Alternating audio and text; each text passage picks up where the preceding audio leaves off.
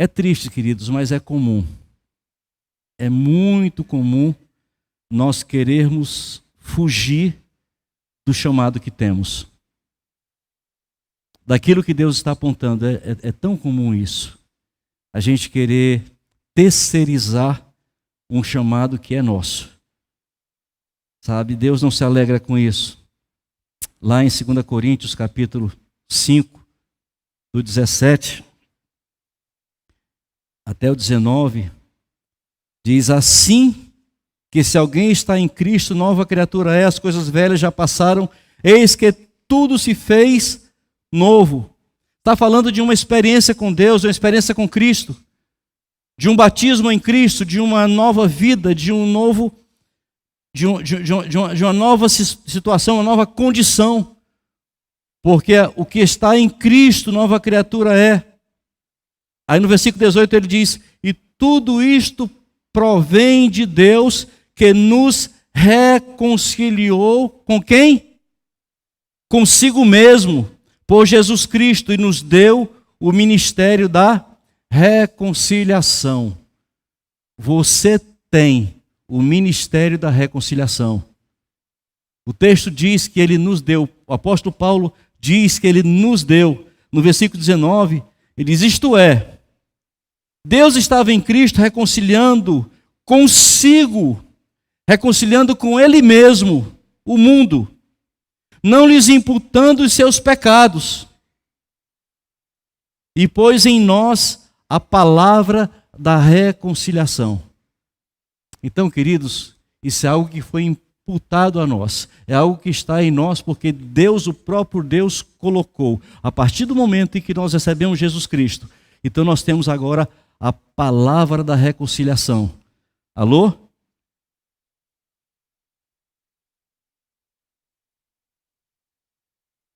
E eu acho interessante que Deus não pede por favor. Deus não pede por favor. E nem compartilha ideias.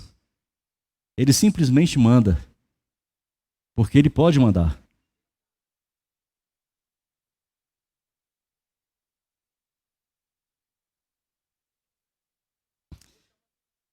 Pois é. Então, queridos, Deus não nem pede favor e nem compartilha ideias. Não. Mas Ele manda. Ele ordena. Moisés, a princípio, recua. Manda outro. É fácil, né? Manda outro. Eu estou cansado. Manda outro. Eu tenho tanta coisa para fazer. Manda outro. É o que muitos gostam de fazer. No versículo 14 de Êxodo 4, diz, então se acendeu a ira do Senhor contra Moisés. Por conta disso, olha o que aconteceu. Acendeu a ira do Senhor contra Moisés. E disse, não é Arão, levita, teu irmão, eu sei que ele fala muito bem, e eis que ele também sai ao teu encontro, e vendo-te, se alegrará em seu coração. Aqui, queridos, nós encontramos um problema. Encontramos um problema, sabe por quê? Quando nós examinamos o texto, de quem era esse ministério? De Moisés. Deus fala com quem? Com Moisés. Como Moisés se acovardou, Moisés titubeou diante do desafio. Quando isso aconteceu, nas entrelinhas, Moisés não creu verdadeiramente que Deus iria capacitá-lo. Não é que ele não creu que Deus não podia fazer, ele não creu que ele seria capacitado. Aí nesse momento, entra na história quem? Arão. Deus não dispensou Moisés, porque Moisés estava já no propósito de Deus de que ele iria fazer. Mas Deus agora coloca alguém com ele. Então coloca Arão na história. Só que por Arão entrar na história, entra também na história o bezerro de ouro. Porque Arão entrou na história também a adoração ao bezerro de ouro. Porque entrou na história a adoração ao bezerro de ouro. Cerca de 3.000 hebreus morreram. 3.000 pessoas morreram. Então, queridos, a decisão que nós tomamos, ela tem consequências. Imaginamos que simplesmente um não ou um sim,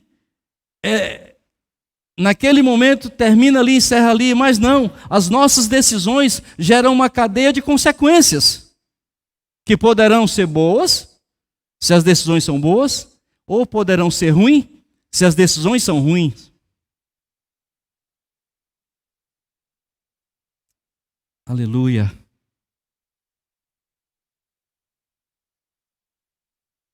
No versículo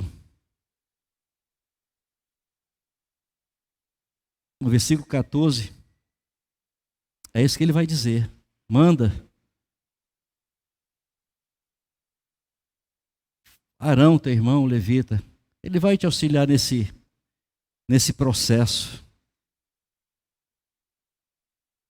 Sabe quando nós não dispomos a fazer aquilo que Deus está falando? Então brechas são abertas. E consequências virão que nós não gostaríamos de estar experimentando, mas elas virão. Então uma receita básica: obedeça a Deus. Confie no Senhor de todo o teu coração. Aleluia. No versículo 15 diz: Tu lhe falarás e porás as palavras na sua boca, e eu serei com a tua boca e com a dele, ensinando-vos o que haveis de fazer. E ele falará por ti ao povo, e acontecerá que ele te será por boca, e tu lhe serás por Deus. Esse é o único momento na Bíblia, é a única situação em que nós encontramos Deus chamando alguém de Deus. Deus dá essa atribuição a Moisés: tu serás o seu Deus, e Arão será o teu profeta. Quando é alguém que diz, a gente não pode crer. Mas quando é o próprio Deus que diz,